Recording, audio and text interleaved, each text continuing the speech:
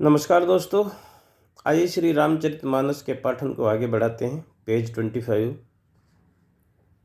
एक चौपाई है, उसका हम आज अध्ययन करेंगे।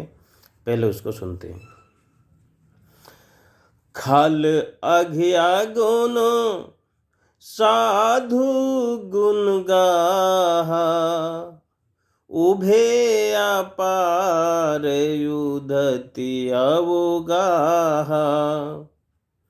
तेहि ते कछु गुण दोष बखाने, संग्रह त्याग न बिनु पहचाने। यहाँ पर श्री रामचरितमानस में इसका भावार्थ लिखा है। दुष्टों के पाप और अवगुणों की ओर साधुओं के गुणों की कथाएं दोनों ही अपार और अथाह समुद्र हैं। इसी से कुछ गुण और अवगुण दोषों का वर्णन किया गया है, ताकि पहचान कर उनका ग्रहण या त्याग किया जा सके। देखिए सज्जनों, यहाँ पर गोस्वामी तुलसीदास जी ने गुण और अवगुण दोनों का बखान किया है। यहाँ पर हम ये देखेंगे, गुण का तो ठीक है बखान करना, अवगुणों का भी उसी तरह से बखान किया है। क्यों किया गया है उसका हम आज अध्ययन करेंगे। कि खल अग, दुष्टों के पाप अगुण और अवगुण, साधु गुण गाहा और साधुओं के गुणों की गाथाएं, उभे अपार, दोनों अपार हैं, उधति अवगाहा, जैसे अगाध समुद्र के समान। ते ही ते कुछ गुण दोष बखाने, उनमें से कुछ दोष और गुणों का मैं बखान कर रहा हूँ, जिससे कि संग्रह त्याग न बिनु पहचाने, क्योंकि बिना पहचान के उनका अवगुणों का त्याग या गुणों का संग्रह कैसे किया जा सकता है।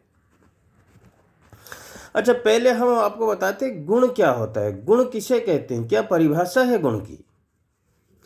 देखिए, मनुष्य की नैतिक उत्तमता को ही गुण कहते हैं। जो नैतिक उत्तमता होती है वो मनुष्य गुण होते हैं, और जो मनुष्य इन गुणों के विपरीत आचरण करते हैं उन्हें अवगुण कहते हैं। संसार का प्रत्येक प्राणी का स्वभाव, आदत, आचरण और व्यवहार सब भिन्न भिन्न होते हैं, अलग अलग होते हैं। इनमें से कुछ बातें ऐसी होती हैं जिन्हें हम अच्छी बातें कहते हैं, और उन अच्छी बातों के संग्रह को ही गुण कहते हैं। और समझिए, स्वभाव, समय और परिस्थिति के अनुसार गुण अवगुण में और अवगुण गुण में भी बदल जाता है। इसलिए तुलसीदास जी दोनों का व्याख्यान कर रहे हैं। देखिए, एक आक्रामक और उग्र स्वभाव का व्यक्ति है। यदि उसे सैनिक या योद्धा बना दिया जाए तो उसका ये उग्र और क्रोध वाला स्वभाव गुण में बदल जाता है। यदि इसी व्यक्ति को व्यापारी बना दिया जाए तो ये उसका अवगुण बन जाता है। उसका यही स्वभाव उसके लिए अवगुण बन जाता है और व्यापार को नहीं चला पाएगा। अच्छा देखिए, बुराई और अच्छाई दोनों साथ साथ होती हैं। यदि बुराई नहीं होगी तो अच्छाई की परिभाषा कैसे करेंगे। यानी सभी लोग अच्छे हो जाएंगे तो फिर ये कैसे और कौन किसको कहेगा कि वो अच्छे हैं। जैसे एक क्लास में सभी बच्चे फर्स्ट डिवीजन से पास हो जाते हैं, सेम मार्क सेम रैंक, तो बच्चों को कोई खुशी नहीं होगी। और यदि उसी क्लास में रैंक वाइज पास हो और कुछ फेल भी हों, तब बच्चों जो पास हुए हैं, जो फर्स्ट रैंक पे आए हैं, उन सेकंड पे आए हैं, रैंक वाइज उनको ज़्यादा खुशी होगी। इसलिए अच्छाई और बुराई हमेशा चलती है।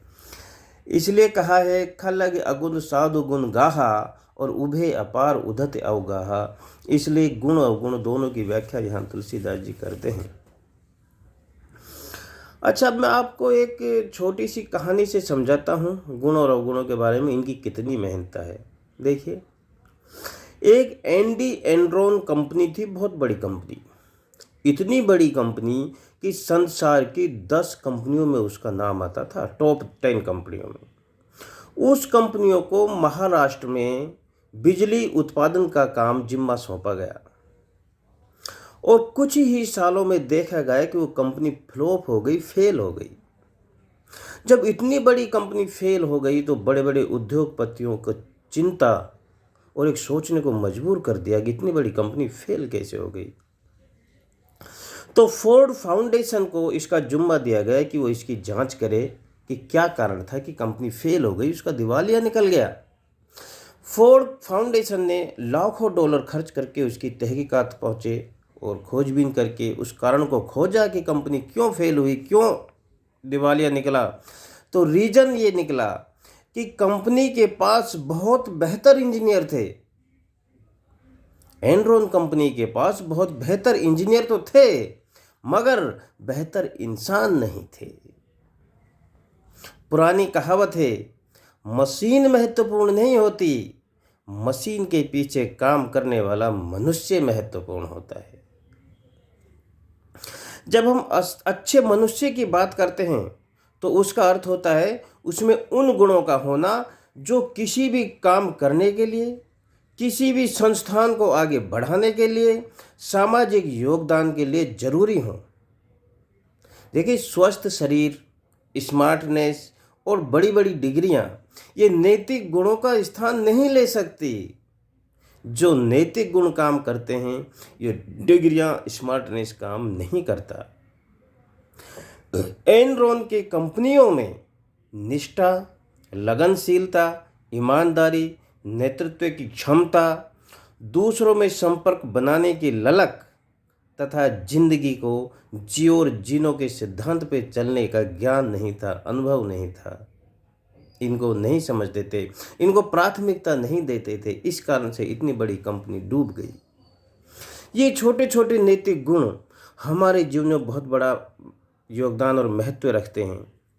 इसलिए राज इस चौपाई में तुलसीदास जी यही कह रहे हैं कि जीवन में स्थान दो छोटी छोटी नैतिक चीज़ों को पकड़कर चलने का, अपने नैतिक गुणों को बढ़ाएं।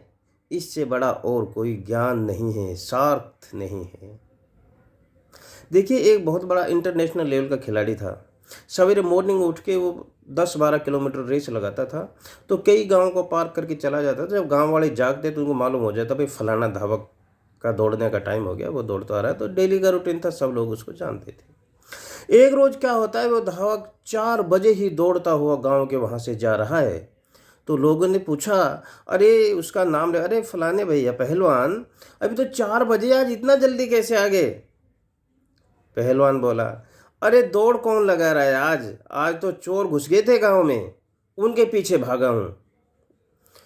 तो वो ग्रामीण बोले, आप इंटरनेशनल लेवल के दौड़ा धावक हो और आप उन चोरों को नहीं पकड़ पाए? चोर बोला, आप पकड़ने की बात कर रहे हैं, उनको तो मैं 2 गांव पीछे ही छोड़ आया। ठीक इसी तरह संसार अंधी दौड़ में भाग दौड़ लगा रहा है, एक दूसरे से आगे निकलने की कोशिश कर रहा है। परिणाम स्वरूप हम यथार्थ को पीछे छोड़ जा रहे हैं। और यथार्थ क्या है? हमारे नैतिक गुण ने। यदि हम नैतिक गुणों को छोड़कर आगे भागते रहे तो आगे हम पहुंचकर खाली हाथ रहेंगे, हमारे हाथ कुछ लगने वाला नहीं है। तो आइए, आज इस रामचरितमानस की चौपाई का मेरे को लग रहा है, मैं पढ़ूंगा तो आपको इनका भाव आसानी से समझ आ जाएगा। मेरा मतलब है आपको अच्छे से उसका ज्ञान अनुभव हो जाए, अर्थ समझ में आ जाए, बस इतना। देखिए, खाले आगे आगुन साध गुण गाहा रामा, उभे अपारे उधती अवे गाहा रामा, तेहि ते कछु गुण दोष बखाने रामा, संग्रह त्याग न बिनु पहचाने रामा। जय गुरु।